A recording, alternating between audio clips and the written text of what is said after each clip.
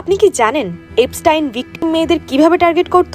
কিভাবে শত শত অল্প বয়সী মেয়েকে তার ট্র্যাপ ফেলতো? এর পেছনে কাজ করত ফুললি অর্গানাইজড এক পিরামিড স্কিম। এপস্টাইনের নজরে থাকতো সমাজের সেই অংশটি যারা সবচেয়ে বেশি অসহায়, শিশু থেকে কিশোরী যাদের পরিবারে তীব্র অভাব আছে, যারা মানসিকভাবে ভেঙে পড়েছে কিংবা যাদের কোনো অভিভাবক নেই। তিনি তাদের ভালো পড়াশোনা, উজ্জ্বল ক্যারিয়ার আর ক্ষমতাধর মানুষদের সঙ্গে যোগাযোগের রঙিন স্বপ্ন দেখাতেন।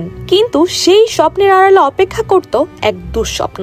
সময়টা 2005 সালের মার্চ। ফ্লোরিডার রয়্যাল পাম বিচ হাই স্কুলের এক কিশোরী পুলিশকে একটি অভিযোগ করে। সে জানায় তার এক সহপাঠী তাকে প্রলোভন দেখিয়ে এক ধনকুবের বাড়িতে নিয়ে গেছে। বিনিময়ে বলা হয়েছিল সামান্য ম্যাসাজ দিলেই মিলবে $200 থেকে $300। কিন্তু সেই প্রাসাদে ঢোকার পর কিশোরীটি দেখে জেফ্রি এপস্টাইন কেবল একটি তোয়ালে পরে দাঁড়িয়ে আছে। এরপর কি ঘটেছিল তা আজ সবার কাছেই স্পষ্ট।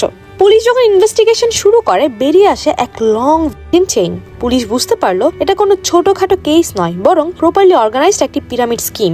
নতুন মেয়ে নিয়ে আসার জন্য ভিকটিমদের অতিরিক্ত টাকা দেওয়া হতো, ফলে এক মেয়ে দ্বিতীয় জনকে আনতো, দ্বিতীয় জন তৃতীয় জনকে আনতো, এভাবেই চেইনটি বড় হতো। 2006 সালের মে মাসে এফবিআই তদন্ত শুরু করে, যার নাম দেয়া হয় অপারেশন লিপিয়ার। তৈরি হয় 53 পৃষ্ঠার এক বিশাল রিপোর্ট, যেখানে ভিকটিমদের জবানবন্দি ছিল শিউরে ওঠার মতো। একজন ভিকটিম জানান উন্নত লাইফস্টাইলের স্বপ্ন দেখিয়ে তাকে ম্যানিপুলেট করা হয়েছিল, কিন্তু বিনিময়ে মিলেছিল কেবল ক্রমাগত শারীরিক ও মানসিক নির্যাতন। আপত্তি করলেই ছবি বা ভিডিও দিয়ে ব্ল্যাক করা হতো। এপস্টাইন কেবল শারীরিকভাবেই নয়, মানসিকভাবেও তাদের পঙ্গু করে দিতেন। ভিকটিমদের এমন ভাবে মেন্টালি ম্যানিপুলেট করা হতো যে তারা নিজেদের পাগল ভাবতে শুরু করত, কারণ তারা দেখতো আশেপাশের সবাই নোংরামিতে লিপ্ত, কিন্তু কেউ এর প্রতিবাদ করছে না, বরং সবাই বিষয়টিকে স্বাভাবিকভাবে নিচ্ছে।